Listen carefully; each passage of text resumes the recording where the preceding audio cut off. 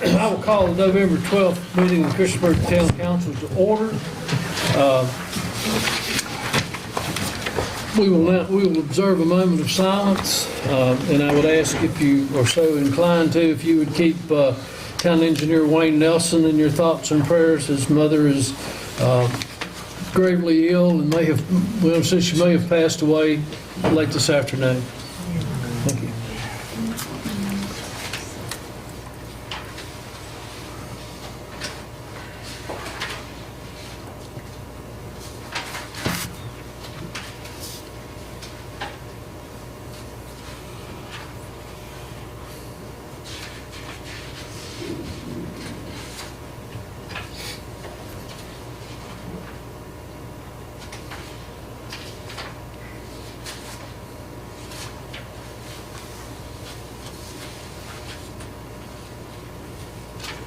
Thank you. Would you please stand for the Pledge of Allegiance, and I would like to ask Councilman Brad Stotts if he would lead the pledge.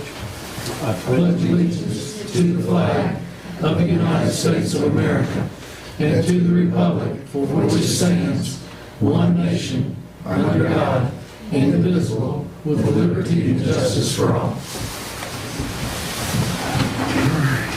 All right. Are there any adjustments to the agenda?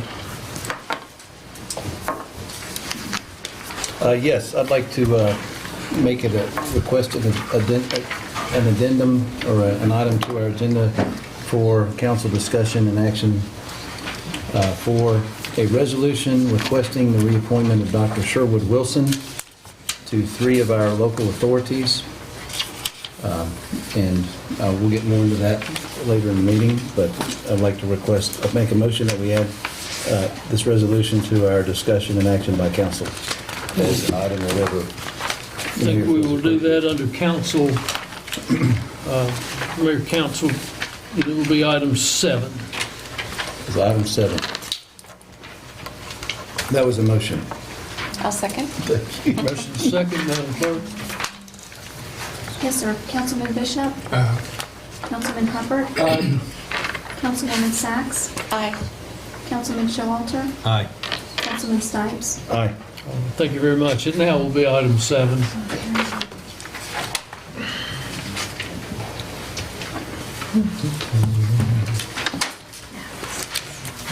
For public hearings tonight, we have a Community Block Grant 2018 Consolidated Annual Performance and Evaluation Report.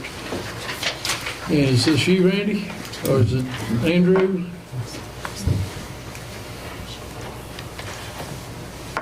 Good evening. Yes, this is one of 2 reports that we are required to do through the U.S. Department of Housing and Urban Development for the Community Development Block Grant money that we receive. We do an annual report and consolidated plan, which Council did pass about a month ago.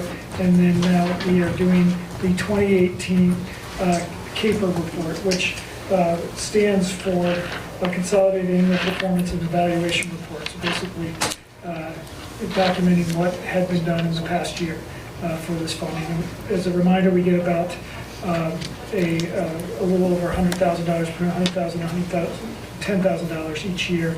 And the past project that we've put this money towards has been, the most recent project has been the sidewalk on Park Street that we completed back in 2018. Late 2017. Okay. Anyone else to address this issue? We'll close that public hearing. We'll move on to ordinance for shared mobility systems for hire, specifically addressing the operation of motorized skateboards or scooters, bicycles, or electric power-assisted bicycles. Is there anyone here to address this issue? Okay. Hearing none, I will close this section of the public hearing.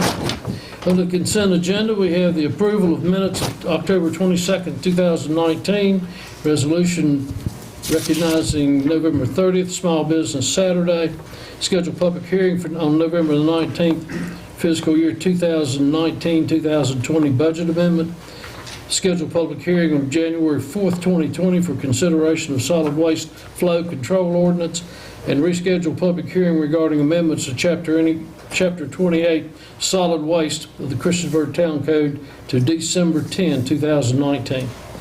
I'll make a motion that we approve the consent agenda. Second. Motion, second.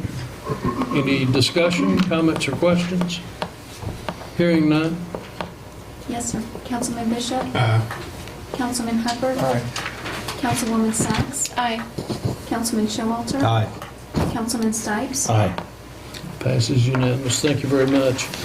Introductions and presentations. We have Lisa Bleakley, the Director of Montgomery Tourism Development Council, to provide an update on tourism activities. Lisa, welcome. Thank you. Thank you, Mr. Mayor and council members. I appreciate you giving me some time tonight to update you on our activity for 2019. We're nearing the end of 2019, but we're still pretty busy. So thank you for this opportunity, and thank you for your consistent support of this program.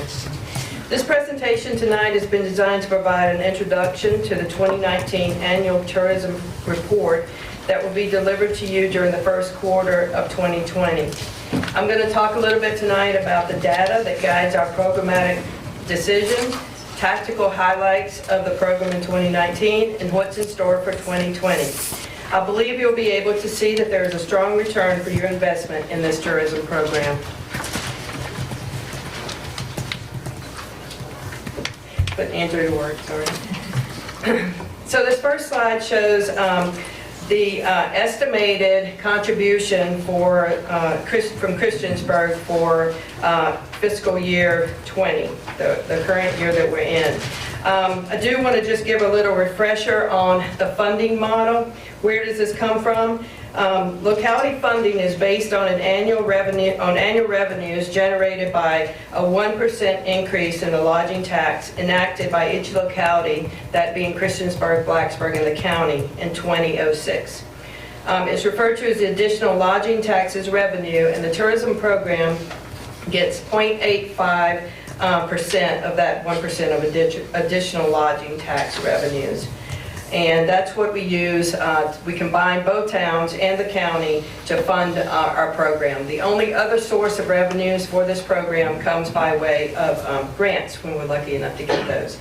At the end of each fiscal year, there's a true-up performed by each locality. Your contribution to the program is used to increase visitation, that being first-time visitors, or a longer stay, or a repeat visitation, and the correlated spending while they're here. The tourism program works for the residents and the businesses of Christiansburg by generating additional tax revenue, direct revenue to local businesses, and indirect positive impact through jobs and associated payroll. The program works for the residents and businesses of Christiansburg by assisting with community development, promotion of local products and services to visitors, visitor trip planning and help when they are in the area, and connections between visitors, local businesses, and organizations. We all know that Virginia is a desirable place to visit, and we are counted among the Virginia story. Tourism is an instant revenue generator for the locality and the state. I will share our specific numbers following a brief video that best illustrates this point.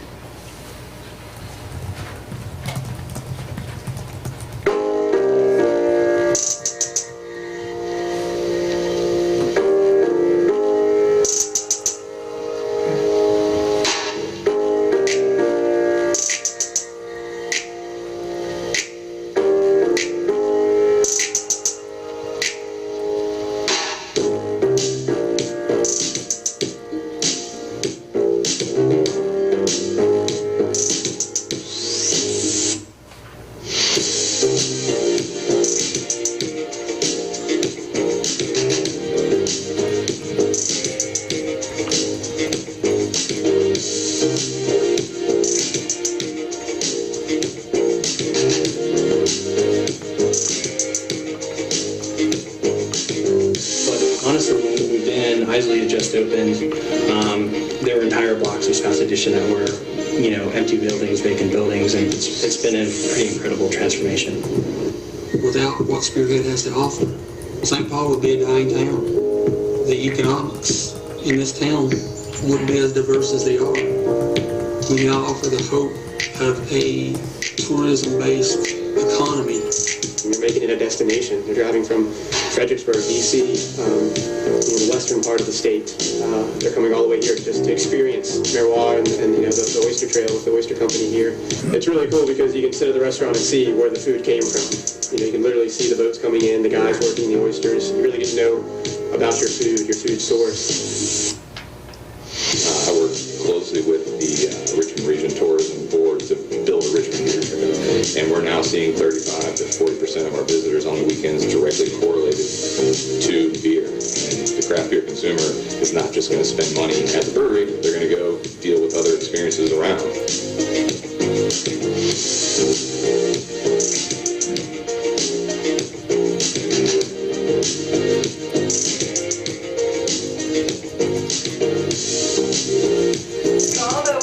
Cameo in this particular little video. We are part of this story, absolutely. So this next slide shows the power of tourism on a more of a county-wide level.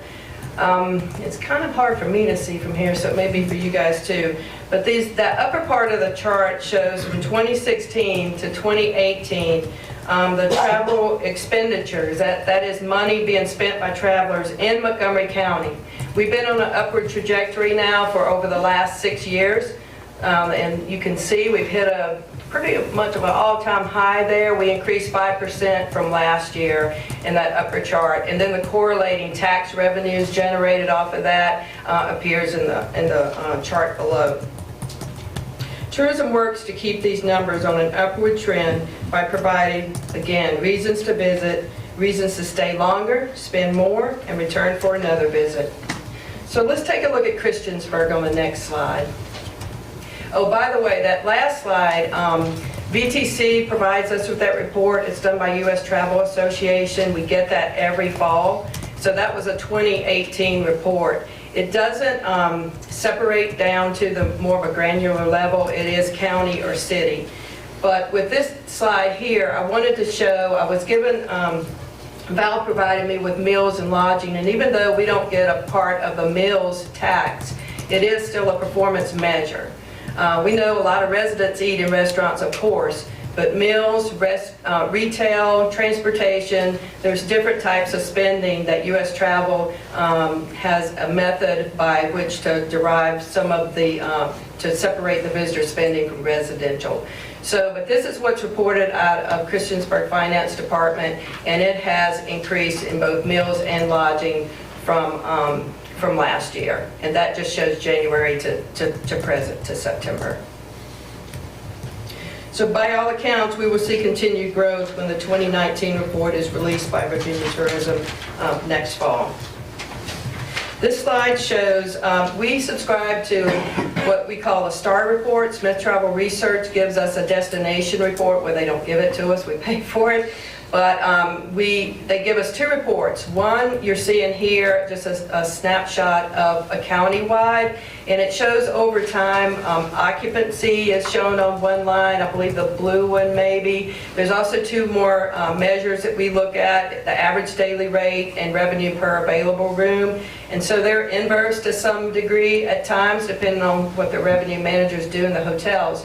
But I want to call your attention to that last portion I have circled there. You'll see that, and this is typical from January to right around March and April, we're typically slower during those times than other times in this destination as a whole. But I was pretty encouraged to see in April, I believe, that it picked up. And actually, if you look back on the county was lower over the year before, countywide, not the county, but countywide, lower the year before. But Christiansburg increased slightly and continued to increase. And I believe that the Christiansburg Aquatic Center and the sports in general has a lot to do with that need period and helping us through that slower time. We keep an eye on this because it's important for us to see from year to year what's going on, what brings the highs, what brings the lows, to act as predictors. Some things such as weather, economy, if Virginia Tech is having a winning season or not, all those kinds of things play into this. but we try to be cognizant of what's happening from year to year. A recent example of this would be approximately 200 hotels, sleeping rooms out of hotels were taken out of the overall inventory in August because of the increase in the incoming freshman class. And so what happened in that case, the hotels beginning in August did not report the one hotel that was taken offline, and then the rooms that were taken offline from the inn, they stopped reporting for August, but the other hotels that were left here picked up business from there. So you're going to see a pretty healthy spike there in August, especially in September. So a lot of things go into these measures, and we just keep our eyes on them. The next frame shows, the second report I get shows Blacksburg versus Christiansburg, and I did not put Blacksburg's numbers up there because I thought you'd be more interested in Christiansburg numbers, but you can see we've got a pretty healthy increase there. September's looking good, and despite some of the lows in occupancy, you'll see over on the right our year-to-date is slightly higher in occupancy, and all measures actually. Lisa, can I ask a question? Are we allowed to Yes. ask a question? So Blacksburg is putting they're putting a lot more hotels, it seems like the last, 18 months, maybe 2 years. And are their numbers, ours are going up, and are theirs going up as well, or is their increased rooms affecting us adversely, I guess, or? They are affecting, because of the size of our market, there will be some effect. When the Hyatt Place and Residence Inn came online. That's what I'm thinking about, right? Yes, there was some effect there. Okay. And we have some more coming online. I mean, we had some new ones come online here in Christiansburg with, I guess, the Homewood Suites was probably the newest. Right. But then when the Wingate, it opens, that's going to be new rooms. Blacksburg also has some new ones coming that will be coming out of the ground or planned. The county has one new hotel. So all of the flood of new rooms in the market will certainly affect occupancy. Thanks. Okay, next slide. I'll try to get us out of the weeds with these numbers, but I do want to bring your attention to a report that I put in front of you all. So if you have more questions as you look into that information, we can talk offline or just if you want to know more about the methodology. So, but before we can make the most of every dollar that we're entrusted with, we must know more about our customer. We contract annually for a report with Dr. Vince Magnini, that works out of the Hospitality Tourism Management Program in Virginia Tech. In 2018, we asked questions of this when we surveyed folks that focused on group travel. We were interested in knowing about competitive sports, motor coach tours, meetings, all that to determine the value of group visitation and what it is, what it could be. So we have that report back, and am happy to share that as well. In 2019, we're currently underway now, we've opted not to do an annual visitor profile study, but rather to take our resources and work on a fiscal year 21 through 23 strategic tourism plan, using the 3 prior years of data to feed into that plan. This plan, by the way, would take us up to the 10th year of this program, so it's a pretty important one. So just to give you a few highlights of some of the tactics, how we do our job. This year, we wrapped up the Come Find Home campaign, and we moved into focusing a little more on the market and kind of developing the market. The remainder of initiatives I'm going to discuss have been focused on building awareness for this program at the state and local level. The ultimate goal of each one of these initiatives is to get everyone rowing in the same direction when sharing our travel brand with visitors. We held the first Hospitality Awards for our area in May. We held that at Great Road on Main. This event was designed to highlight the work of the employees of the local hospitality and tourism industry. And a committee is working on the 2020 event, which will be held in late April or early May. We also held the second annual Tourism Summit at the Hyatt Place in Blacksburg. So we found in one of our visitor profile studies, actually all three bear this out, that word of mouth is very strong. So we need to ensure that the total visitor experience is all that it can be. So it's very important that we share throughout the industry what's going on with the program and how we might be better able to improve. We also got a grant for the 50 Years of Love campaign that was to help Virginia Tourism Corporation celebrate its slogan of Virginia's for Lovers turning 50. And so we worked with over 20 partners throughout the county to promote their businesses and to help celebrate this milestone for Virginia Tourism Corporation. We had promo items that were scattered throughout the county, throughout the businesses in the county, and paid for advertisements. And one of the proudest moments is when we hosted a group of Welcome Center counselors and publicity folks from the Virginia Tourism Corporation. We had about 50 of those folks in market the first week of October.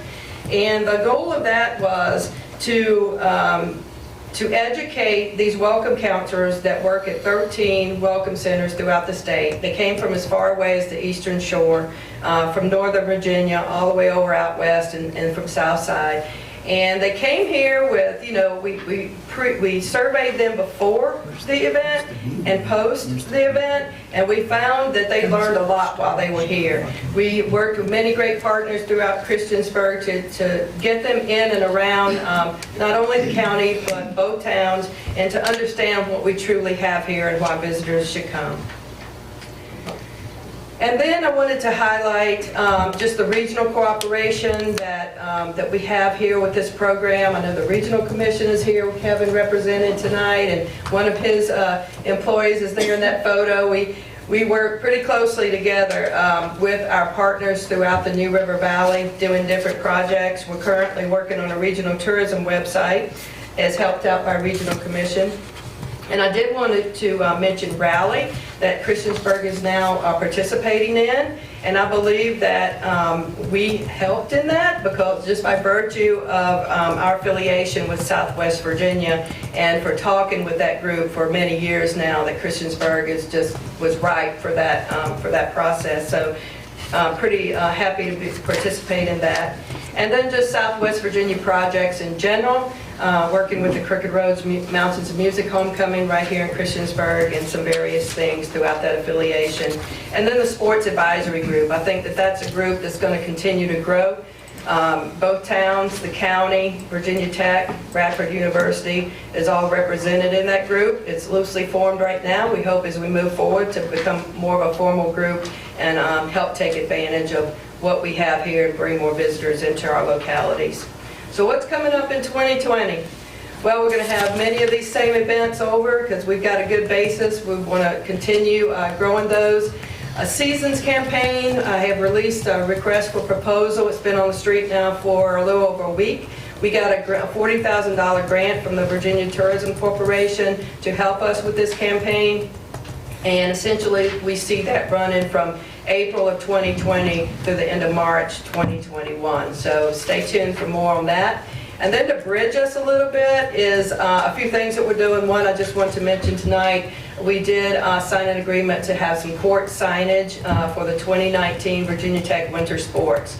And I thought that that was a pretty cool thing to do, not only because of the in-market exposure, but the new ACC network and the probability maybe of getting some brand awareness on that network just by virtue of courtside signage. So we'll see where that goes, no guarantees.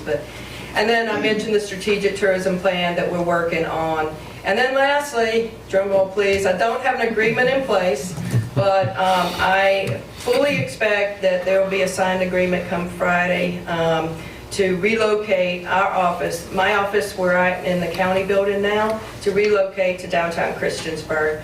You may or may not be aware that we are represented there in downtown Blacksburg. Irene works over in that office, and she's been able to really entrench herself there, plug in with the merchants groups, and just do a lot there, and that's what I see for downtown Christiansburg. I mean, the county's been very good to us. I'll still be going over there. They handle our finances and all that through their processes, But by being in downtown Christiansburg, I feel like it puts us closer to the organizations, to town government, to residents and visitors alike, and I think it'll be a really good move. So I hope to be able to update you with 100% yes, that's where we're going to be, and as early as December 1st. That is all that I have tonight. I would take any questions if you have any. Is it premature to ask where exactly you're going downtown? We have identified a space at Great Road on Main, and the exciting part about that is Montgomery Museum is also locating a portion of their operations there, that being a permanent exhibit along with a gift shop. So outwardly facing to the public will look like a real live visitor center. Awesome. Yeah. Very good. Lisa, if you have any team members here or guests, would you introduce them? Is anyone here with you? Team members, Or everyone I else? think they're all on my team, aren't they? Are you thinking about Irene? She's not here She's with me not here. tonight. Okay. No. All right, thank you. I've got a quick question about the traditional hospitality, not the sort of homestay. But how's, based on your statistics and your data that you collect, how's Christiansburg looking? Are we just right with the number of hotels that we're getting ready to? There's another one getting ready to open. We have a couple, or are we set that? Is there room for more? We're just right for those peak times. Mm-hmm. I think I'm pretty prudent when it comes to that. I don't know that we're right for building more in the market right now until things can kind of stabilize. That being, you can't build a church for Easter Sunday, right? Right. Because what happens the rest of the time when people are in church?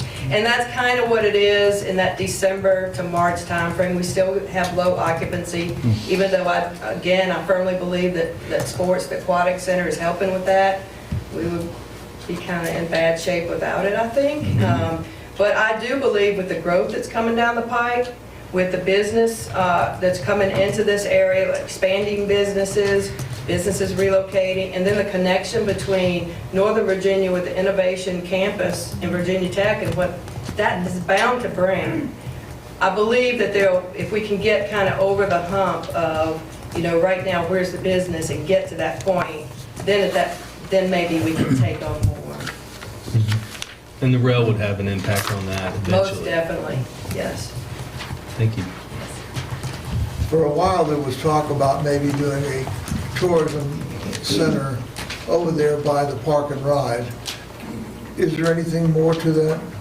That is still on our work plan. That's not going away just because we're located in downtown Christiansburg right now. That being a state certified visitor center. Of course, that's going to take a lot of capital and probably years in the making maybe. We're having those conversations monthly though. To make a short statement, we're fortunate to have you. You came in at a difficult time and have built a lot of trust with our localities. And of course, I'm in and out of the government center a lot, but you're a tireless worker. You have contagious passion for what you do. And our citizens here, that she and her staff are huge cheerleaders for our region, and they're very visible and very active. And we're fortunate to have you. I'll just say that you came at a difficult time and have built a lot of trust with our community. And so I'm thankful, and I think our council is thankful for you too. Thank you. We love what we do. Any other comments or questions? Lisa, thank you very much. Thank you. Next, we have a presentation on the New River Valley Regional Housing Study by the New River Valley Regional Commission and the consulting team. Kevin? Mr. Mayor, members of council, appreciate the opportunity to be on your agenda tonight. Kind of pick up where Lisa left off with some of the demand that's taking place in the community. As you see on the title slide there, it says NRV Regional Plus Local Housing Study.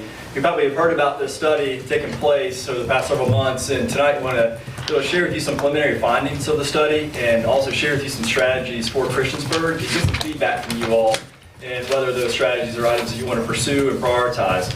Well, we're intentional about the name of that study being regional and local because we're collecting data all across the region, but we're also collecting locally specific data and also creating strategies specific for each community. Our project, the way we've structured this, is really for impact. And we have a leadership team that meets monthly, and they're reviewing data with us. A lot of the folks around that table are local government policy people. We have Realtors Association at the table and some of our key nonprofits in housing across the region, and they're helping to advise us along the way. And we also have a technical team that's here tonight with us that's going to really share a lot of the meat of it with you tonight. Bob Adams and Jonathan Knott with Housing Virginia, and Mel Jones with the Virginia Center for Housing Research at Virginia Tech, and then Jennifer Wilsey is our project manager at the Regional Commission.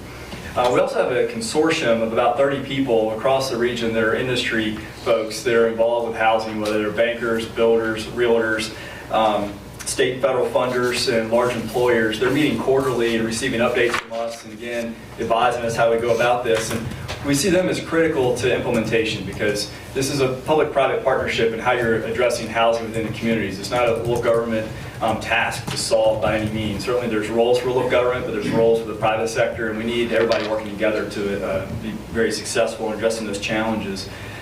So I'm going to turn it over to Mel on the far side of the room. She's going to come on over, and Mel is going to first talk about some of the data that we found and some of the key findings. And after Mel, Housing Virginia folks are going to come up and talk about some of the specific strategies. Then I'll have a couple of summary comments for you, and then we'll be able to take some comments and questions.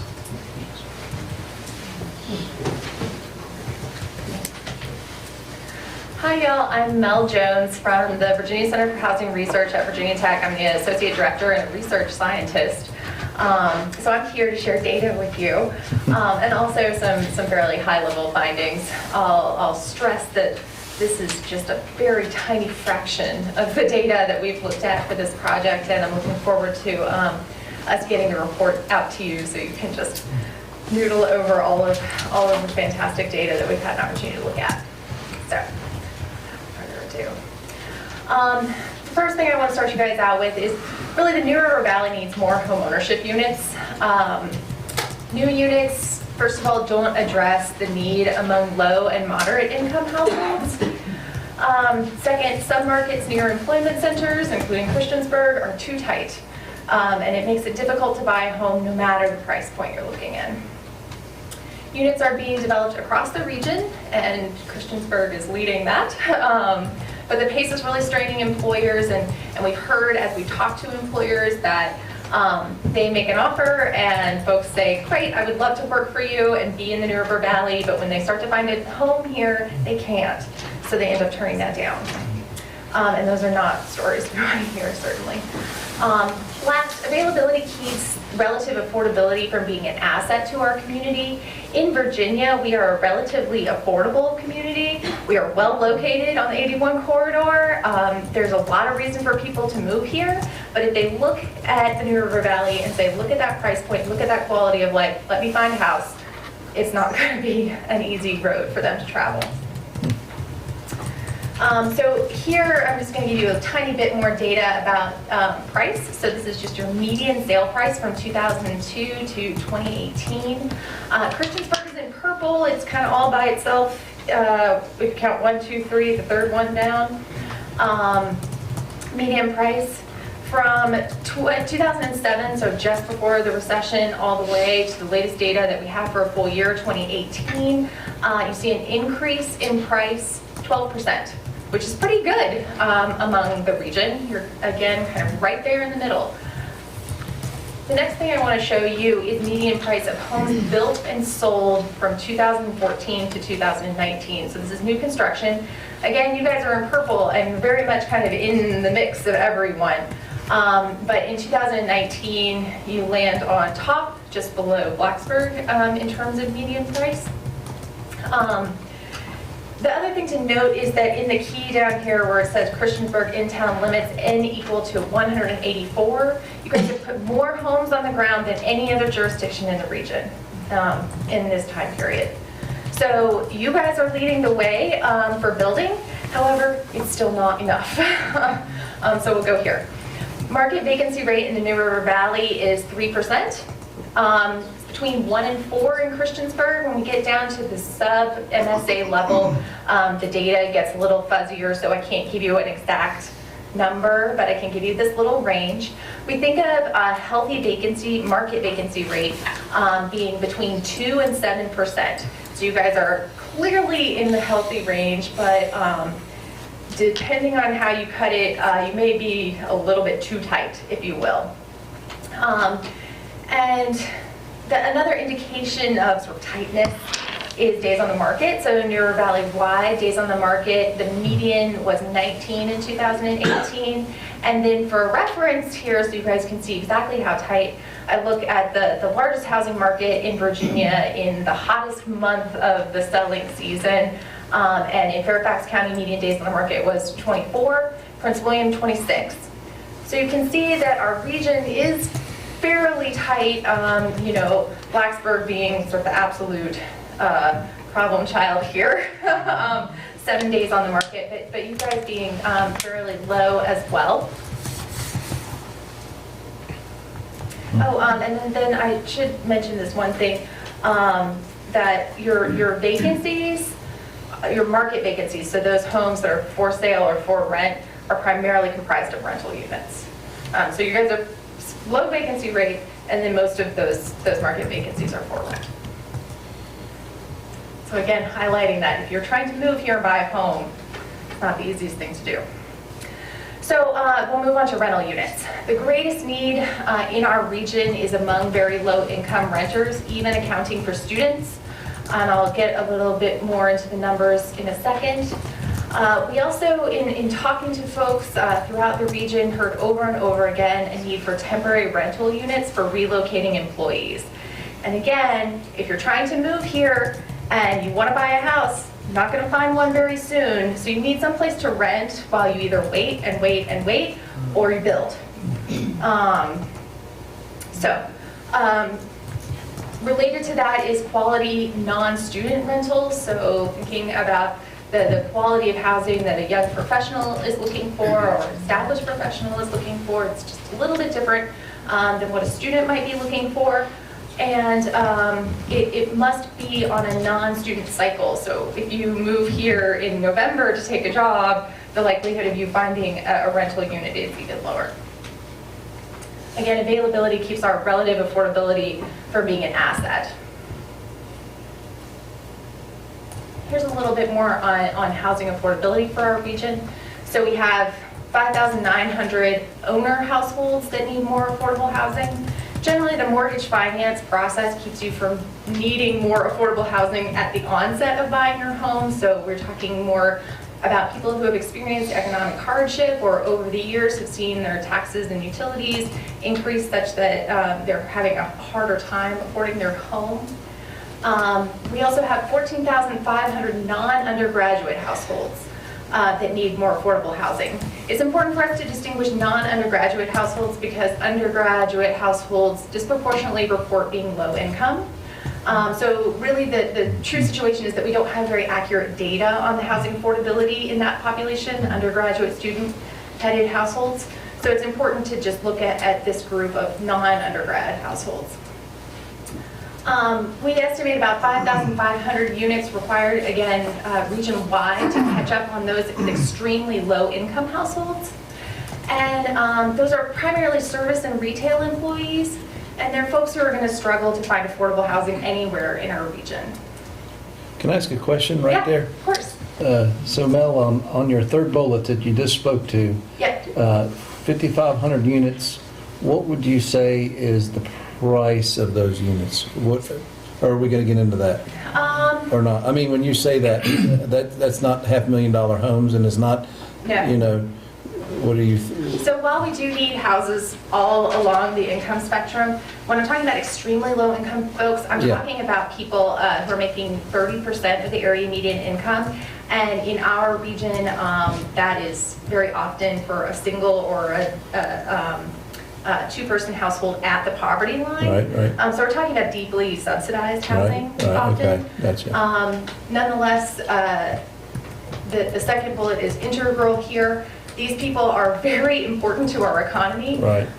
For every one high-income household, the rule of thumb is you need 3 housing units for the services that those people will demand. And those services very often lie in this extremely low income category. So it's very important for us to think about the provision of this housing all along the ladder. For Okay, sure. thank you. Yeah. So to your knowledge, is there any of these low-income homes being built right now, or apartments being built, or projects?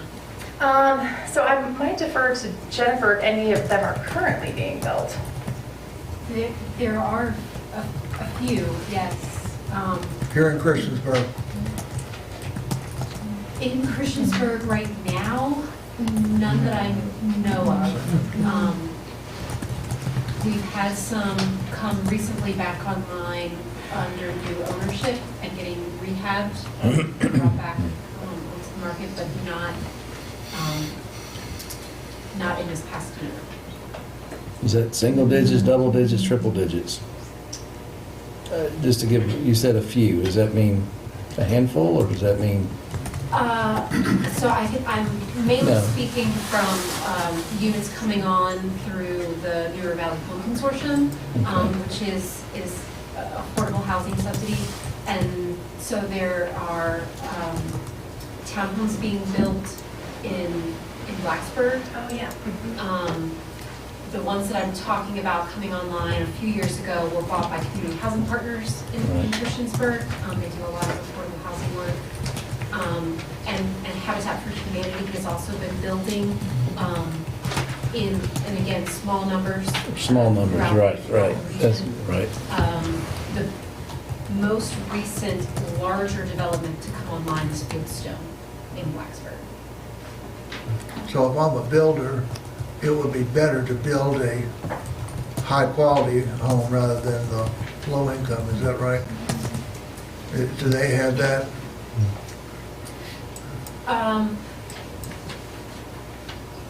Usually a for-profit developer is more likely to get into a higher income market because housing that provides subsidy also comes with regulations that if you are not equipped to handle can sometimes be administratively burdensome. And so we rely a lot on our nonprofits, not across the board, but a lot of times to take on that work. I like to point out that it's not always that there isn't money to be made in this world. Thankfully we have a great housing finance agency in Virginia, and we have access to low-income housing tax credits that do make developments that include deeply subsidized housing viable. However, it does take an experienced developer to usually take advantage of that. Fieldstone is a good example of an experienced developer coming in that knows how to do that process and make it happen and make money. But certainly while there is luxury market to tap, there is a higher margin there, and folk will go after that market. And since we have a fairly severe shortage of housing in the New River Valley, there's still plenty of that higher end housing market to be tapped. Yeah. Thank you. And then I just want to highlight a couple of things that came out of our focus group in terms of opportunities. We heard loud and clear that some of the large businesses that are focused on Blacksburg and their employees are focused on Blacksburg are looking for opportunities outside of Blacksburg, but they feel like there must be more community amenity, more community development in walkable places. So we heard loud and clear, Christiansburg, this is an opportunity for you. Higher density in places with broadband, water, sewer, transit opportunities is very important for all income groups, and employer-focused housing and transportation, and then awareness of and momentum to address housing issues is part of the impetus for this study. So here we are. And then, we do as a region have challenges, and you guys have just pointed to one. The size of our regional construction industry makes getting all of the housing that we need on the ground difficult. Land costs and infrastructure access, capacity, political will the student market impact, particularly the rental cycle that dominates the vast majority of our stock, is challenging for employees relocating to our area. And the students definitely compete for that middle-priced unit that is so coveted by first-time home buyers. And there you have that. So now I'm going to turn it over to Housing Virginia and Jonathan. Thank you, Mel. Well, good evening, and thank you, Mr. Mayor and members of council. So I just want to give a little bit of overview of who Housing Virginia is, what we are. Some of you may be familiar with the work that we do. We are a statewide nonprofit that does not develop housing, but we develop ideas, we develop research, we develop data. We do a lot of work with Mel and Virginia Tech to advance high-quality data on housing and housing affordability throughout Virginia. We develop trainings and other research pieces to really help advance a positive image of housing and affordable housing throughout the state. And our target audience really is you all and local planners, local officials, and other housing organizations that help meet the needs of folks who need housing across the state, across the continuum of housing that we have to serve.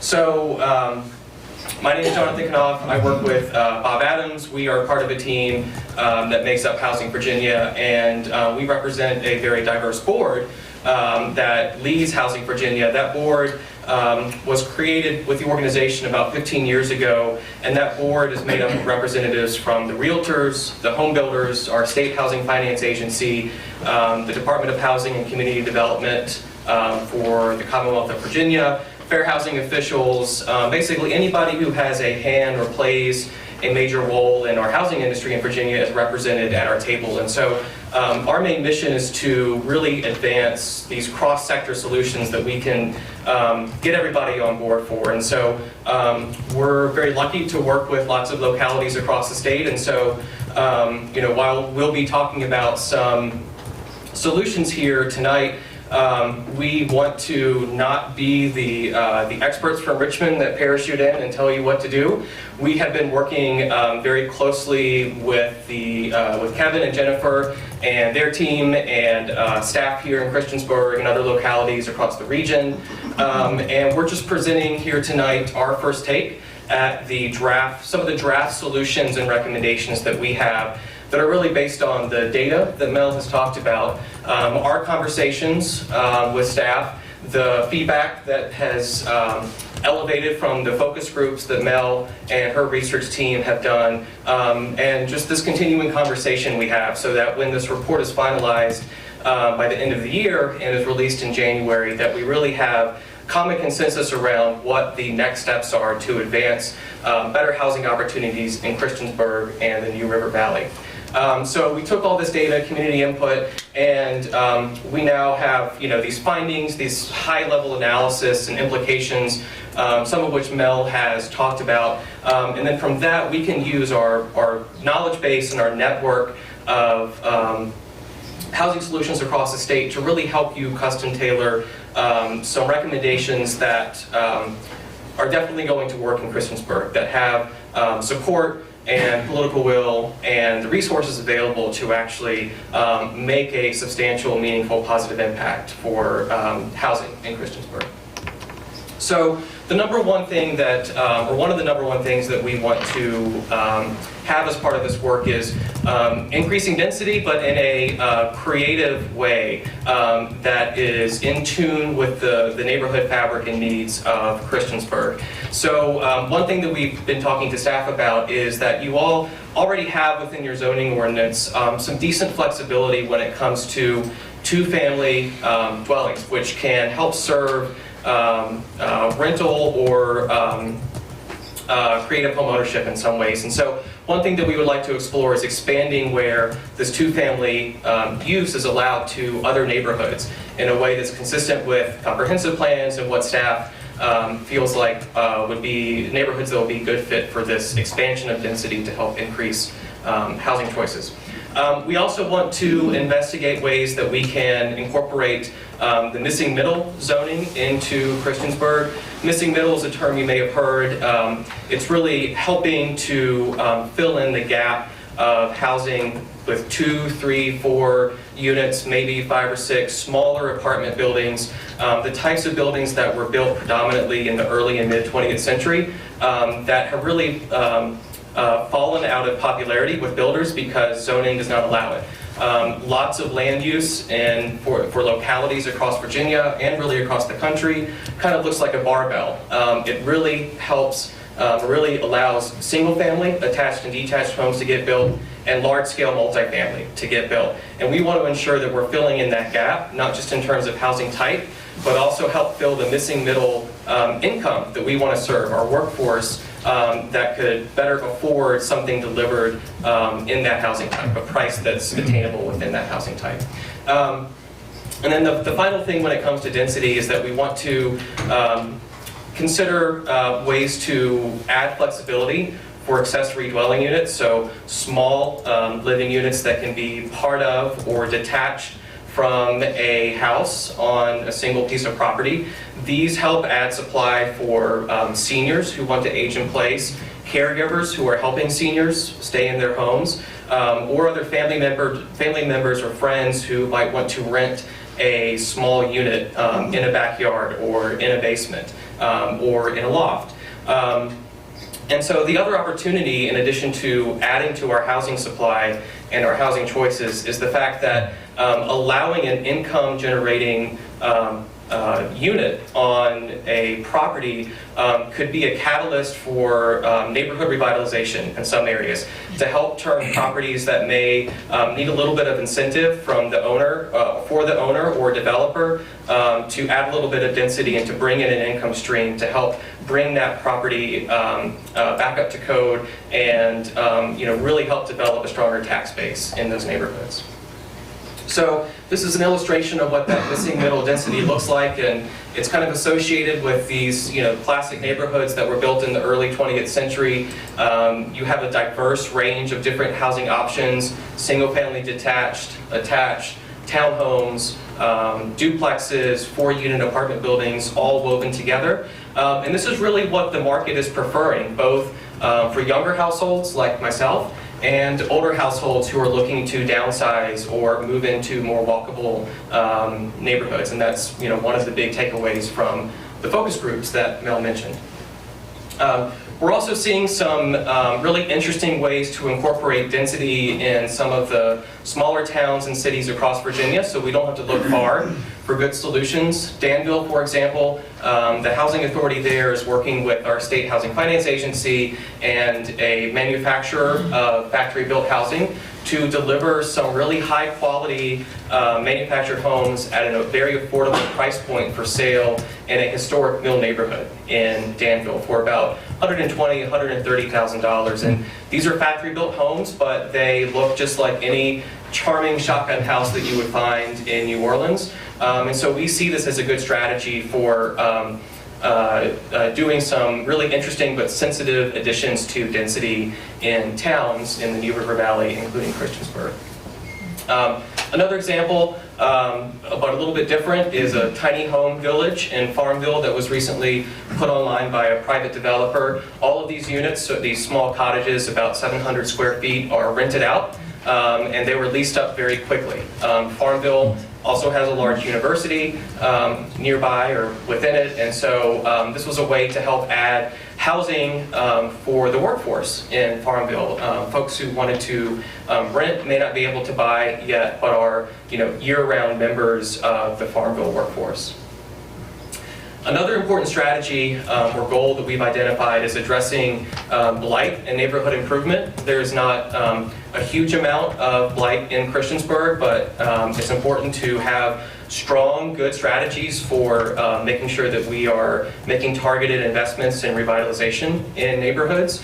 So you all have a new staff position opening up, and that's a real opportunity to advance a strategic, consistent approach to code enforcement.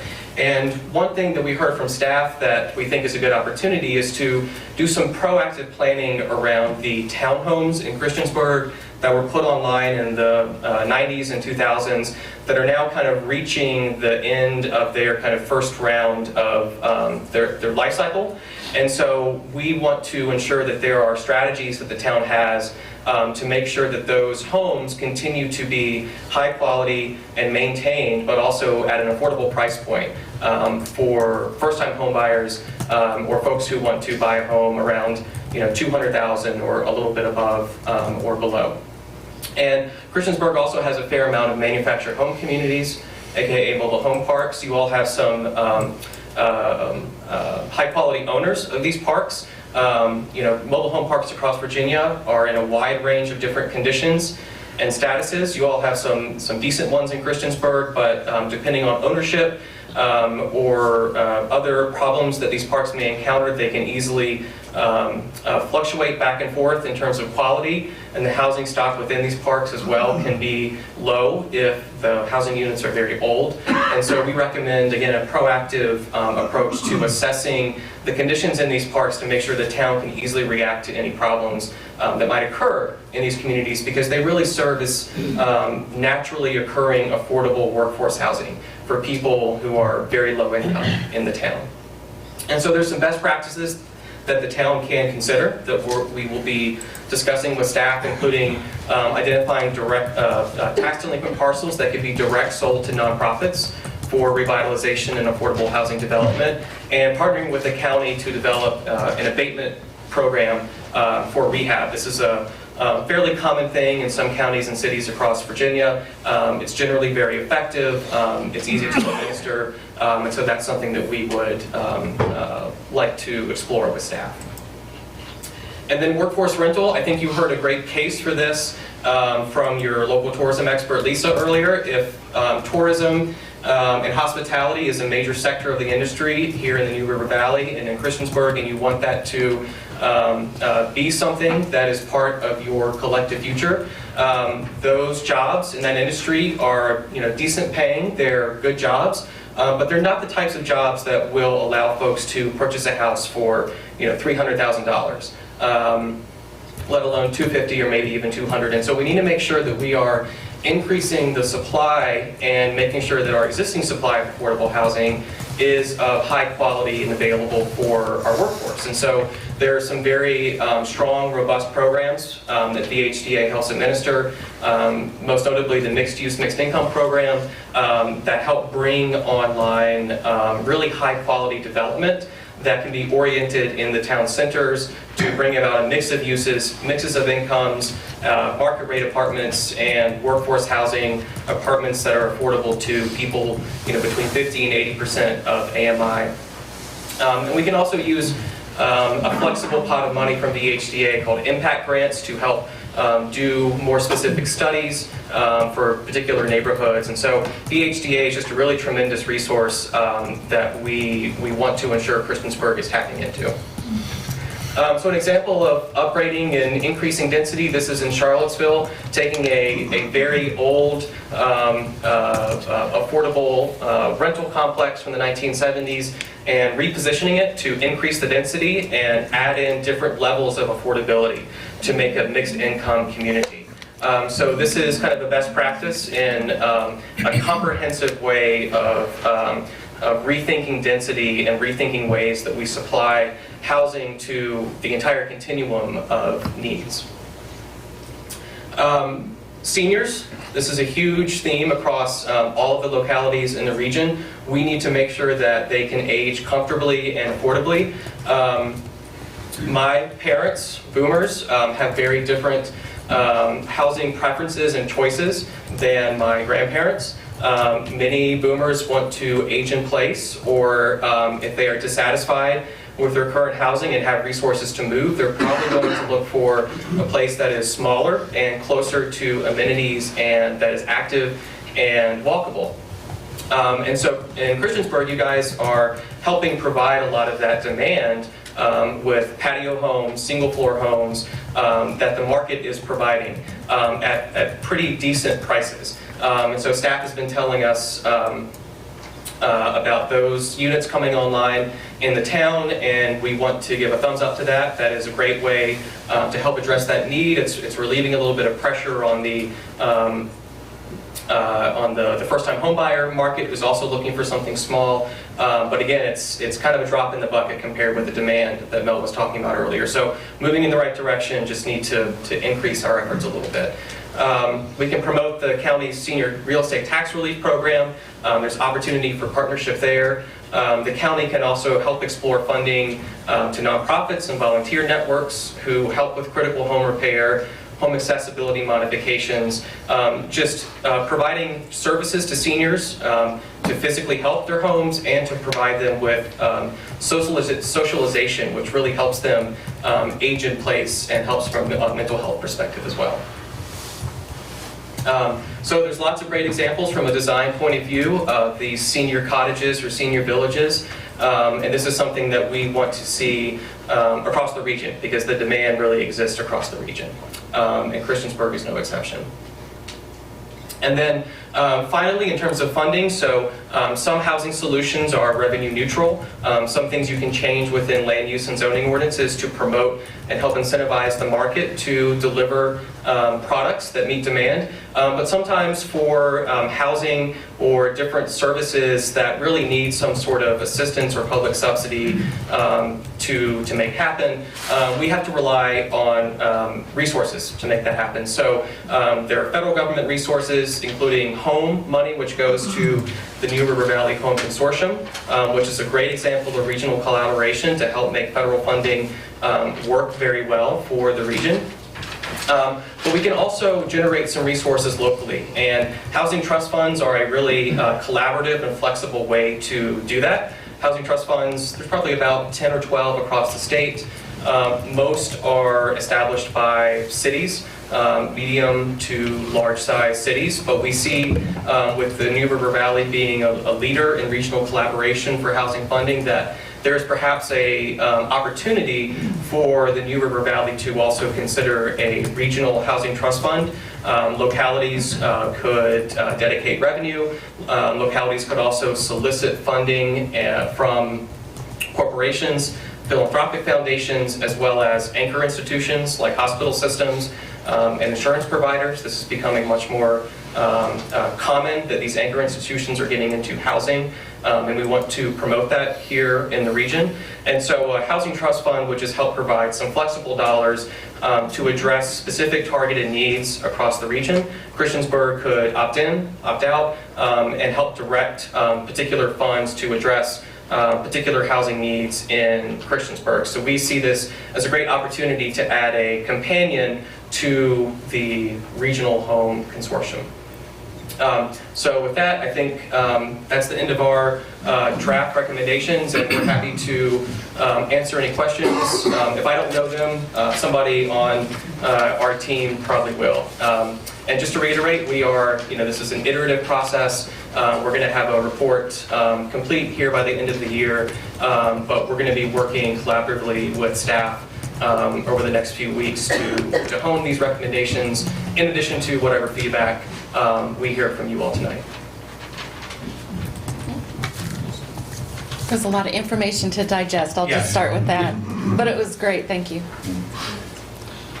So to get this down, you are looking over Christiansburg, and then we'll make a recommendation. Is that correct? Am I understanding that, or am I a little bit too far? That's right. We want to, for each locality that we're working with in the region, we want to have a set of 3, 4, 5 solutions or goals that we can really tease out and have very specific recommendations for, so that we as Housing Virginia can work with the Regional Commission and with local staff to have a roadmap moving forward for solutions that have strong buy-in and can actually have an impact, as Kevin was talking about, over the next few months and looking into the future over the next few years to increase housing options across Christiansburg and the region. So what you will see in January would be a very specific, detailed report with a lot more data and a lot of the recommendations here that we review tonight detailed with targets and implementation strategies. but we would love to focus that on what you guys are interested in. So you saw a great number of strategies up here. We would like to narrow and give you lots of detail on the strategies that you're interested in, that sound like they resonate, with your constituency. So any feedback you can give would be excellent. I just want to underscore the opportunity that Christiansburg has is what we're seeing in the housing market demand that you heard about. And you couple that with the work that's underway in downtown right now and the feedback we receive from those focus groups. People really want to be in the communities where they can feel attached. And I think the work that you all are doing in your downtown is creating that space for community attachment. And housing that's connected to that is so important. So I think you all have a really significant opportunity ahead of you, and we'll give you some good recommendations to work with. Appreciate the opportunity. Thank you, Kevin. We look forward to the final report. This is the section, portion of the meeting when we open for citizens' comments. If you would like to address the council on any matters of your concern, come forward. You can, you have 3 minutes. Mayor Barber, members of town council. I'm Robert Fralin of 518 Clydesdale, Roanoke, and I just wanted to briefly say you have on your agenda to vote for a property that I'd like to have rezoned for multifamily in the town. And I recently learned that there was some pause on traffic, which I fully understand. There's that from time to time, and I would like to respectfully encourage you to consider some things. I've been working tirelessly on this for 5 days. There are a couple options, one of which is a possible condition that you obviously would place on the development. That would be totally up to you, and please feel free to amend it as you wish. I'd be perfectly willing to go there. I also think I can get an extension on the contract for some money, and I will be willing to try to do that if you want to table it to have my engineers study the traffic patterns and learn about those turn movements to see if what I proposed was more appealing to you from a safety standpoint, and weigh other options on Peppers Ferry Road. And I just want to let you know I'll be here for any questions that you may want to ask me or our consultant, Steve Simonis. And so in the spirit of not trying to go over the time, I'm open to whatever you would like to try to make this work. I've worked real hard on it in 5 days, and I think we can find a solution. If you would like, I have a copy of a possible condition that you could put on this property. If you want me to approach you with it, or you may already have it. And that's it. No, I think we're good. Thank you, Rob. Okay.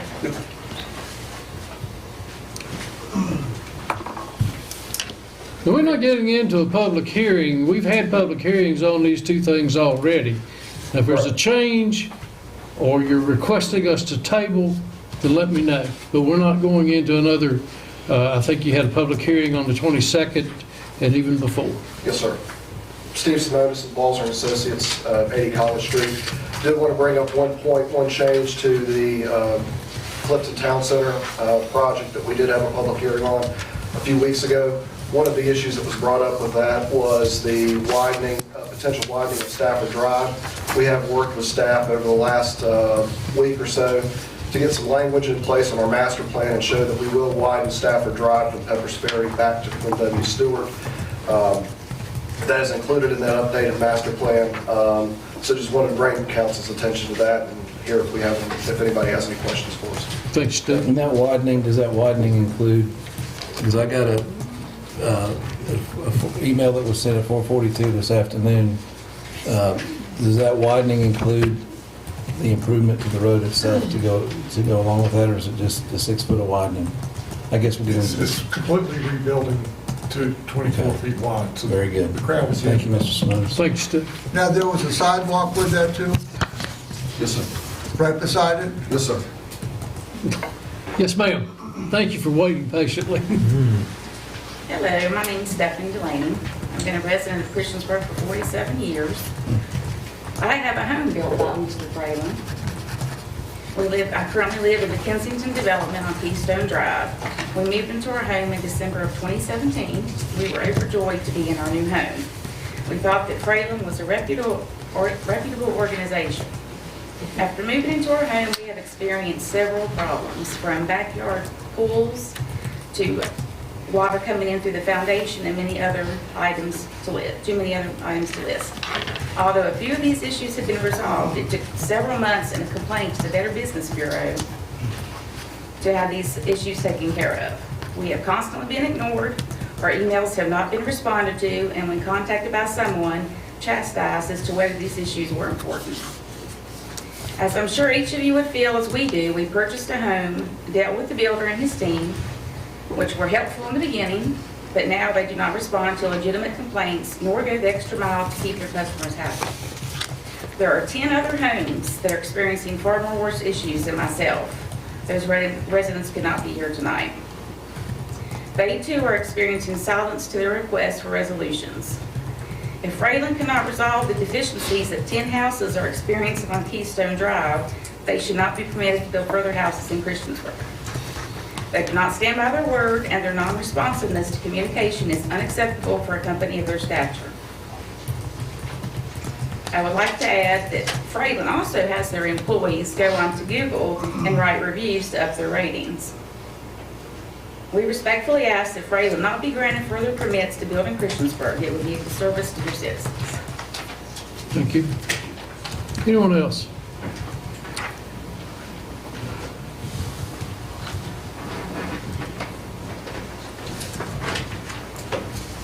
Good evening, Mayor, members of Town Council. I'm Tom Rutledge, Shaw Development, 3815 Divine Drive in Christiansburg. Here you are here tonight to vote on our CUP for the Meadows redevelopment. Planning Commission recommendation was for approval for that.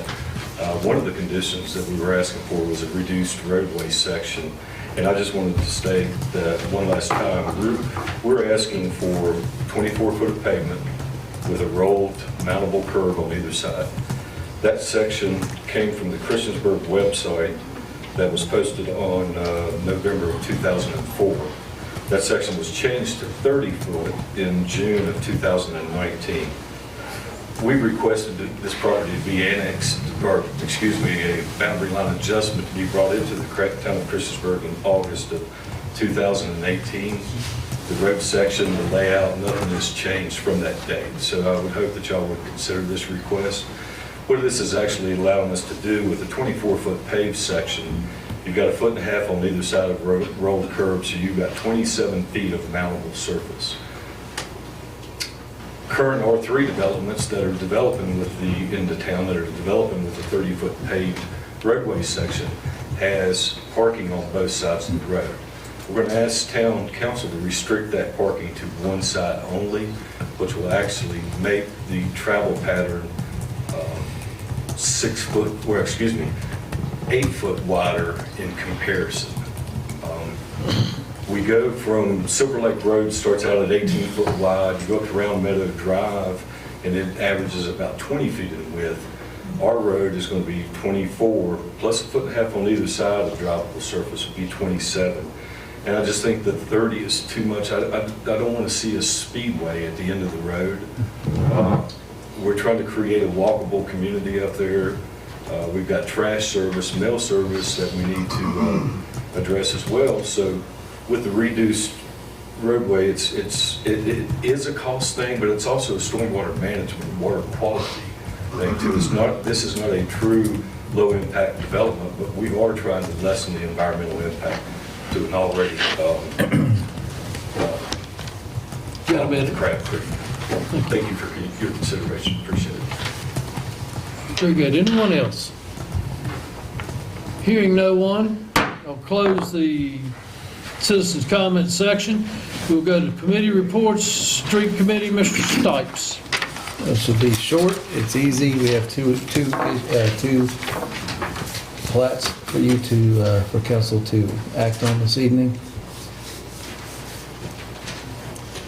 The first one is in the Windmill Hills, or I guess it's Diamond Point. Is this Diamond Hill or Diamond Hill, I guess, officially? It's one of Diamond Hills. Diamond Hills. Yeah, it's in the very, it's right off of Windmill Hills. I guess he's pulling that up. It's a residential lot. In 2008, it was, those are two lots right there, lot, is that 1A and 2A? Yeah. So in 2008, it was two lots, and the owner of the property is very steep in the front of that driveway. It's not going over there for aesthetics, it's going over there for function, because it's very steep. So anyway, it was two lots, and the property owner abandoned the center line just to make it one lot, probably for tax purposes, and now they want to reinstate that, or reintroduce that lot line in there back to two lots. And there's going to be hopefully a family member living in the house next door. So it was two lots, it's one now, and they want to go back to two, simply put. So the plat is zoned R1. The plat conforms to our subdivision ordinance, and the street committee reviewed it and is recommending approval of the plat as presented, and that recommendation is also a motion. I'll second. You have a motion and a second. Any discussion by council? Madam Clerk? Yes, sir. Councilman Bishop? Aye. Councilman Hubbard? Aye. Councilwoman Sacks? Aye. Councilman Showalter? Aye. Councilman Stipes? Aye. Okay, the next one is back to Marketplace again, as it continues to develop. The need to carve out parcels within that for independent ownership. The parent parcel is the original parcel. That's the heavy black line going all the way around everything pretty much. Ignore those dashed lines in there. The shaded areas. Must be helpful. Sure. Okay, thank you, sir. So, Green button. okay, so the original parcel goes like this, goes all the way around. This is North Franklin Street, goes up like this. This is our fourth leg to the intersection that was already donated to us, and then it comes around like this. This is Burger King right here. Then it comes back down and comes back up. But so parcel E is being carved out of the parent parcel. Parcel K is being carved out. And these are for different business interests that are being carved out. Parcel F is being carved out. Parcel M and parcel I up here, same thing. So basically, there's one big parcel, and we're carving out 5 different lots now as they start to develop for commercial interests. So that's it in a nutshell. One big parcel, and it's going to be 6, or they're carving out 5 different parcels for different business interests. And and there's also cross-access easements all the way through here. I won't get in bore you with details, but all of the circulatory roads and the sidewalks they're going to be privately owned and maintained, the streets, but the town reserves permanent access to all those. So if Marketplace was ever to go belly up or whatnot, we would still have sidewalks. And the internal roads are maintained privately, but we still have access to those, correct? And we're responsible for the sidewalk. Well, we're responsible not for snow removal and so forth, but if at some point in the future they need to be rebuilt, then we would be responsible for that. Correct. If it's within a public easement. If it's within a public easement. So a lot going on, but we reviewed that, and it's consistent with our development ordinance and consistent with our plan of development, and the street committee recommends approval of the plats as presented, which is the 5 out parcels and the cross-access easements throughout the property, and that's also a motion. I'll second that motion. Thank you. We have a motion and a second. Any discussion, questions? Any questions? Comments? Madam Clerk? Yes, sir. Councilman Bishop? Aye. Councilman Hubbard? Aye. Councilwoman Sacks? Aye. Councilman Showalter? Aye. Councilman Stipes? Aye. Thank you. That motion carries. Discussion and actions by mayor and council. First item is a council action on a conditional use permit request by Jeff Anderson, applicant for property owned by J&R Land Development LLC, care of Richard T. Brooks, for a towing service at 2230 Prospect Drive Northeast, tax map number 500-A-5V, in the I-2 General Industrial District. Property is designated as industrial on the future land map of Christiansburg 2013 Comprehensive Plan. Public hearing was held on October the 22nd. Make a motion, we approve or endorse the Planning Commission's unanimous recommendation to approve the conditional use permit. I actually know Mr. Brooks and know that he's going to run a good business. And I'll make a motion that we accept the Planning Commission's recommendation. I'll second. We have a motion and a second. Discussions, questions? I believe this is a towing service only. There's no mechanical, you don't hold it for mechanical, they've got to get it off of there? No, sir. Thank you. Only thing is we gotta wait for a title before we can crush the car. I understand. And that's with the town, you know. Okay. Madam Clerk? Yes, sir. Councilman Bishop? Aye. Councilman Hubbard? Aye. Councilwoman Sacks? Aye. Councilman Showalter? Aye. Councilman Stipes? Aye. That carries. Rezoning request by Magnolia Point Community LLC, applicant for property owned by International Church of the Four Square Gospel, located northeast of the intersection of Peppers Ferry Road Northwest and New Village Drive Northwest, tax map number 434-A-8A. The request is to rezone the approximate 9.14 acre property from A agriculture to R3 multifamily residential with proffers. The property is designated as residential in the future land use map of the 2013 Christiansburg Comprehensive Plan. Public hearing was also held on October the 22nd.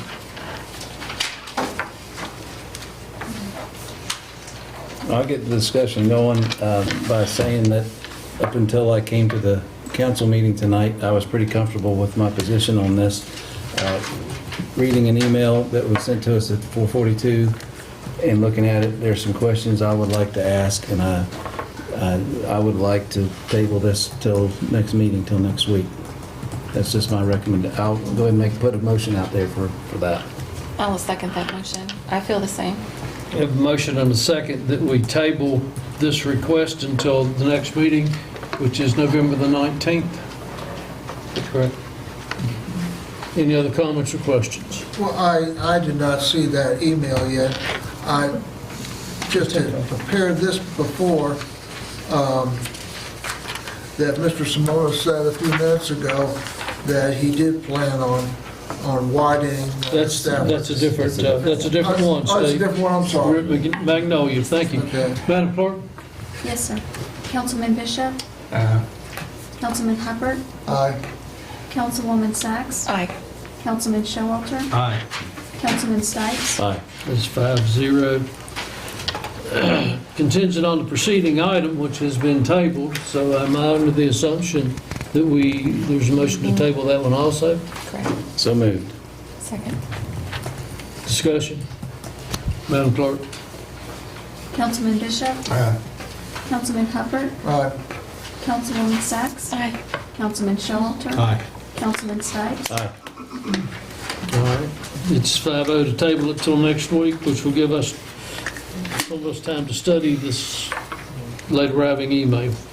Rezoning request by States and Homes, applicant for property owned by Halberstadt Family Limited Partnership, care of Resource Associates Incorporated, located at 495 Peppers Ferry Road Northwest, adjacent to Pepper Ferry Road Northwest, Quinn W. Stewart Boulevard Northwest, and Stafford Drive Northwest. Tax map number 435-10-A.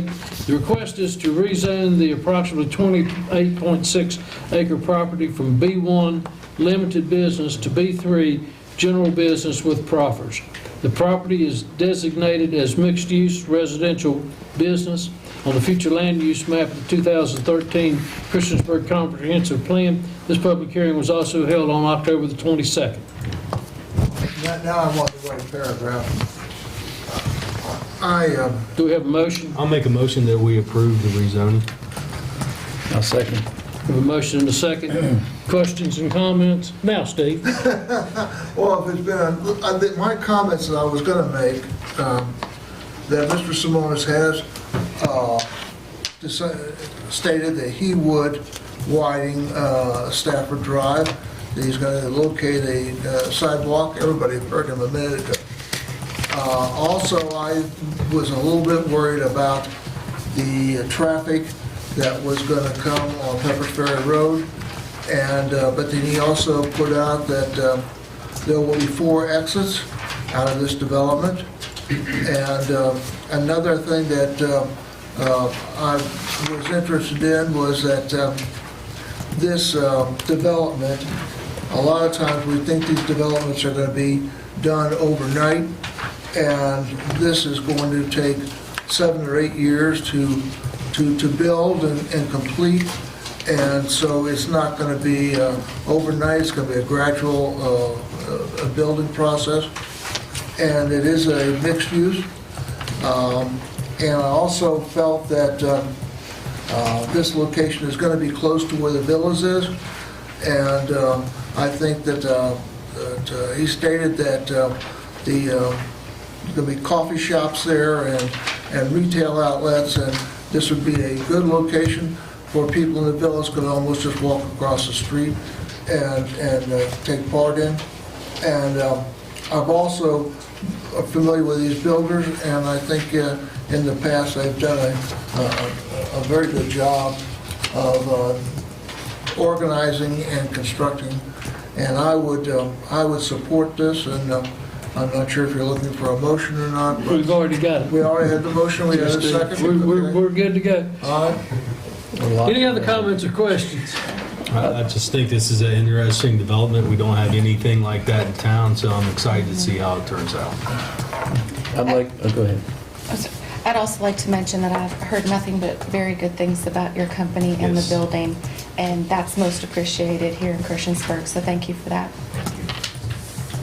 Lastly, I'd like to commend you for your responsiveness to the town, and you got a creative development, a lot of support from the communities around you, which is amazing, actually, considering their, their involvement.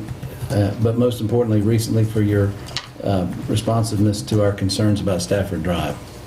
So I want to commend you for your responsiveness on that, and I'm going to support the motion. Mr. Bishop, you want to jump on? No, you haven't covered everything. Madam Clerk, would you call the roll, please? Sure. Yeah, sure. Councilman Bishop? Aye. Councilman Hubbard? Aye. Councilwoman Sacks? Aye. Councilman Showalter? Aye. Councilman Stipes? Aye. That's 5-0. Thank you very much. Conditional use permit request contingent on the preceding item by States and Homes applicant for property owned by Halberstadt Family Limited Partnership, care of Resource Associates Inc., for a planned commercial development including commercial and residential use at a density of development of approximately 18 units per acre on property located at 495 Peppers Ferry Road, adjacent to Peppers Ferry Road, Quinn Stewart Boulevard, Stafford Drive, northwest in the B3 General Business District. Property is designated mixed-use residential business on the future land use map of 2013 Christiansburg Comprehensive Plan, and that public hearing was also held on the 22nd. I'll make a motion that we approve the conditional use permit request, which was contingent on the previous item by States and Homes. Second. We have a motion, and Mr. Bishop seconded. Any discussion? Madam Clerk? Yes, sir. Councilman Bishop? Aye. Councilman Hubbard? Aye. Councilwoman Sacks? Aye. Councilman Showalter? Aye. Councilman Stipes? Aye. That's 5-0. Thank you very much. The next item on, we have conditional use permit request for Shaw Development LLC. Applicant property owner for a planned housing development to consist of single-family dwelling on a property located adjacent to Christopher Mill Road, Round Meadow Drive, Putter Lane, and Norfolk South Railroad right-of-way parcel number 01637, 016381, 016378, 230266, 230267, and 230268, and formerly known as the Meadows Golf Course and Shepherd property in the R2 two-family residential district. Public hearing was also held on October the 22nd. Make a motion, we can endorse the planning commission's recommendation and grant the CUP by Shaw. I'll second. Okay. Can I just ask for clarification if that's with the recommendation regarding the street width to be the same standard? Yes. I think they approved everything but the street Yes, width, sir. is that correct? Yes, And we wanted to, and it's I'm fine with that. 30 feet? 30 feet would be the term standard. And I think we had, I don't want to, I noticed, pardon me for jumping out ahead, guys, but I noticed in the comments that, they were relying on the town of Christiansburg to make parking only on one street. It's not up to us. I think 30 feet. I think we had a recommendation from both fire and rescue that a 24-foot street with possibility parking on both sides, they could not get in to successfully do their job. So the recommendation is 30? Is that what I'm? Well, maybe we need to table this too. I mean, I don't that's know. hot off the press. So, I mean, that's, Well, was that in our, maybe, did I miss that? Is that in the There hasn't report? been any email about it, although emergency services did comment at the planning commission level that they desire a 30-foot wide street. Well, then I'd like to table this one and figure out, or unless we want to discuss it this evening, I didn't. That know was this. the planning commission recommendation, was a 30-foot section. So the request tonight for a 24-foot, I would be fine with the table. yeah, okay. Then I'd recommend we table that. So you withdraw your, I withdraw my motion. same here. I'll make a new motion that we table this one and talk about that and decide if that's the best thing for the development. I'll second. On the 19th? Sure. I second that. Second, we got You all needed kinds. it. All right, any discussion, comments? Madam Clerk? Yes, sir. Councilman Bishop? Councilman Hubbard? Councilwoman Sacks? Aye. Councilman Showalter? Aye. Councilman Stipes? Aye. That motion passes, so it is tabled till next week. In your packet, and we have, if I could borrow, Brad, yours, the resolution. For the, Right, we've moved this. Yes. As most council knows, Dr. Sherwood Wilson has been a member of the New River Valley Emergency Authority, the New River Valley Water Authority, and Virginia Tech Montgomery Regional Airport. And his terms are up. He has recently retired from Virginia Tech, and we would like to send a letter to the Board of Visitors requesting that that they reappoint Dr. Wilson for the immediate future. may I add to that? Certainly. Okay, so the Virginia Tech Board of Visitors is meeting on Sunday and Monday, the 17th and 18th. And for any of us at council who have worked elbow to elbow with Dr. Wilson, we know his value to our boards, the trust that he's built, and there's no guarantee that our action tonight will have any effect, but we won't know unless we try. But for those of us that have served alongside him, know that he is the super glue that holds some of this stuff together, especially 911 authority. I won't belabor the point, but the reason we're putting this on for council's consideration tonight is hopefully the mayor, we will somehow get this before the Board of Visitors on Sunday and Monday for their consideration to reinforce Dr. Wilson's importance to our region as Tech's representative. So that's why we're doing it tonight. So is that the formal motion? I'll make a motion that we approve the resolution and appreciate favorable action on this evening. I'll second that. Have a second? Thank you, Ms. Any comments, any discussion? I think we've pretty much covered what Dr. Wilson has done for this area for the last 10 or 15 years. Madam Clerk? Yes, sir. Councilman Bishop? Aye. Councilman Hubbard? Aye. Councilwoman Sacks? Aye. Councilman Showalter? Aye. Councilman Stipes? Aye. Thank you, Mayor. That carries very much. Now I've shuffled all my papers and we see where we're supposed to be We're now. on the budget amendment. On the budget amendment? Yep. Okay. That is too much. Yeah. Discussion of proposed fiscal year budget 2020 budget amendment. And is that Ms. Tweedy, I believe? Good evening. So this is in your packet tonight to just kind of introduce to you. Next meeting on the 19th, we'll have the budget hearing, and then we'll bring it back for a vote on December 12th, 10th. Okay. First meeting in December, at any rate. So just a real quick summary of the budget. I won't spend a lot of time on it. We'll answer any questions that you have. Most of this budget amendment is about rolling over our capital projects. And I'll explain that in a second. The first item on this agenda is for the replacement of 3 HVAC units at Rescue. This was in the budget for 2020, but the amount that we estimated for those replacements was just a tad short of what we really need. So that's kind of really the only new thing. The next 3 items were for some items that were supposed to have been received by June 30th, but were not, didn't come in until July 31st. They were in the 19 budget, so we'd like to roll those over since the items did come in July. We need to increase the budgets for those. And then the next page and a half is each one of our capital projects.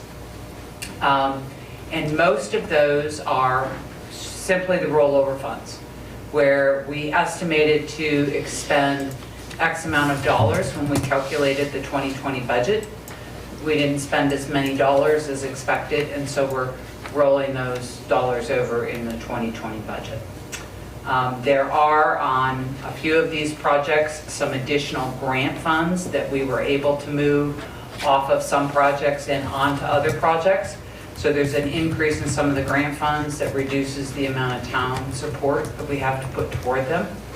And then on a few of the grant projects, there's additional funds that are needed, either because we got additional grant funds and we need match dollars to go with them, or the project was just a little bit more than what was initially anticipated. But we also have some projects where the cost came in less. So all of those ins and outs and ups and downs result in a net use of fund balance of $195,782. And Wayne was going to be here tonight, but we already heard that. But Justin, I worked with very hard on the capital projects budgets. So if we have questions regarding any of the capital project budgets, Justin would be the perfect person to ask about this. Any questions for me? The street committee dug in the real details and walked through all these projects, and her explanation in a nutshell is these are just normal carryovers on capital projects.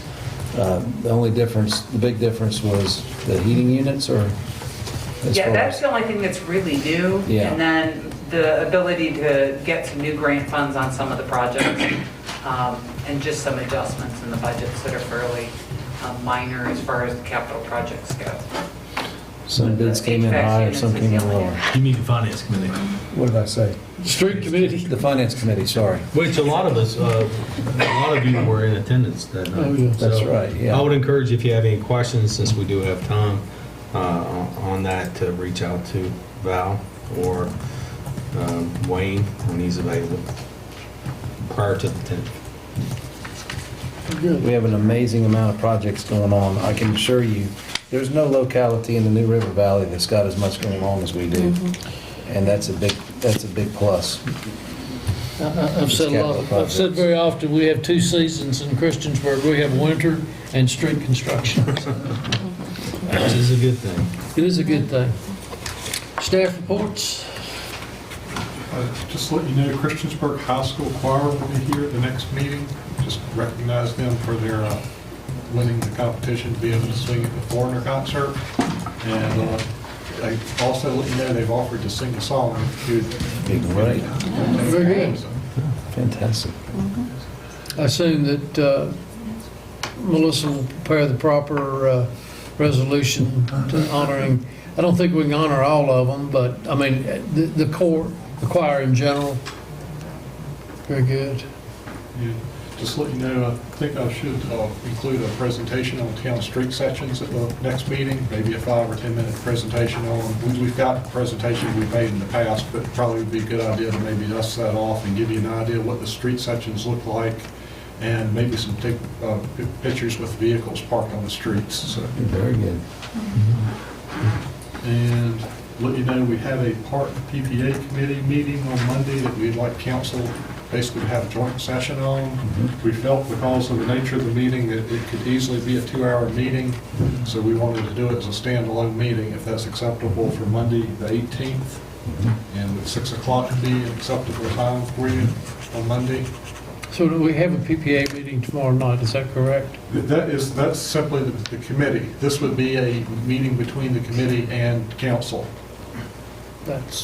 Isn't there a few other things going on? There's a rally, is there a rally meeting? There is a rally meeting at 6 o'clock that evening. Okay. I mean, that's, Which do you have a preference that we attend? Right. well, We could, I guess, try to reschedule for later in the week, or try to do it prior to the council meeting, but that would be awfully long. No, this is.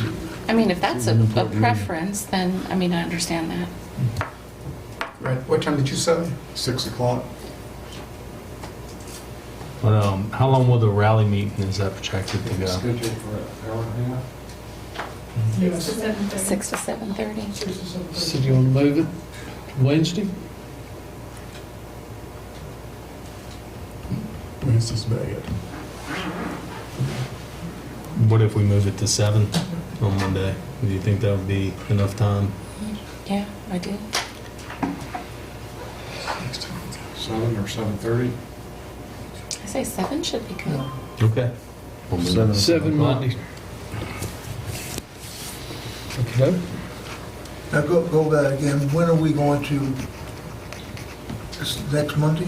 Next Monday at 6 o'clock, there's a rally, Okay. and it has to do with that grant funding we got, and that's going to be at the, is that the Blue Room? We'll get the blue room. Above That's Mockingbird. above the Mockingbird, and then it's set, so up to allow those of us that want to attend that, then we're going to we'll push it, we'll start our joint meeting with the PPEA committee at 7 p.m. instead of 6. So it'll be a busy evening. Okay, same day. Same day. Yeah, Monday night. Anything else? All I have. Mr. Quinn? No report, man. Any other staff reports? Council reports? Ms. Sachs? Central Business is taking November and December as a break. We've had an extremely busy year, and there's a lot of vacations and holidays, so we will be picking back up in January. And I'd also like to take a chance here to appreciate Johanna Hicks for being here tonight, Councilwoman-elect. Thank you. Mr. Hubbard? I just want to make a comment that I think most people know that the Christiansburg High School football team beat Blacksburg last Friday night. And the JV team had just a tremendous year. So it looks like the Christiansburg football team has a very good prospects for the future. Mr. Stipes, and in your comments, did you want to mention something about what we talked in the street committee about having council authorize me to contact VDOT on this system? Okay, sure. One thing I failed to report during the street committee, if council has no objection, I'll put it that way, if council has no objection, we talked to the street committee of having the mayor, on behalf of council, express concern to VDOT Salem District Administrator about our signal coordination on North Franklin Street between Sheets and Hardee's. It's out of sync, it's out of whack, and actually, and I know we're being recorded here, and that's just fine, but that's been a problem for some time, and we're not sure, but we believe that to heighten the awareness of this by the mayor, we'll get some results. And because right now Saturdays looks like Black Friday out there, and it hasn't always been that way. It's a mess. The signals are a mess. So quite honestly, if council has no objection, then the street committee recommended that the mayor write the Salem District Administrator and respectfully request some assistance in improving that situation. Okay. I'd like to congratulate Ms. Hicks, Mr. Showalter, and Mr. Bishop on their election, an election and a re-election, and look forward to having you join our council and try to make Christiansburg even better. And there was one other thing I think that's it. So, thank you, Mayor. Do you need to put that in a motion, or just we all? Just kind of a head nod. Is there anyone that would object to petitioning VDOT to give that a closer look? No objections. How long does that usually take once they receive the letter? It depends on where it is in the priority list. But it is, I will tell you, there is relief at hand here. I mean, the signal coordination is a problem. Yeah. The signals I are agree. fine, the roads are fine, the signal coordination, they're not communicating well with each other and allowing the large volumes of traffic to move through efficiently, especially at peak hours, to be quite honest. So you will provide me with the suggested wording? Will, yes. And you'll Go from there. Yes, sir. Is that agreeable? Okay. Thank you. Thank you. I have nothing to report other than I'd like to congratulate Joanna on her election. I look forward to, and I believe that's going to be your seat. You may want to try that out after being on council. That might be the squeaky one because I don't have it anymore. And congratulate Sam as well. It's not this one, it's me. I just switch it when you're not looking. Yeah.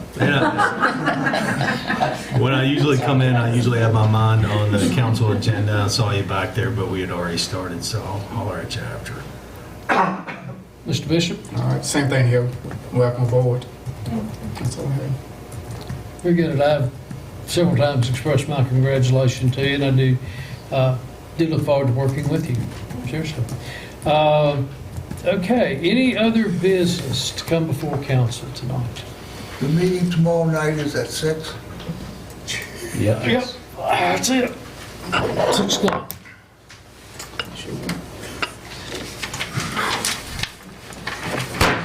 Very good.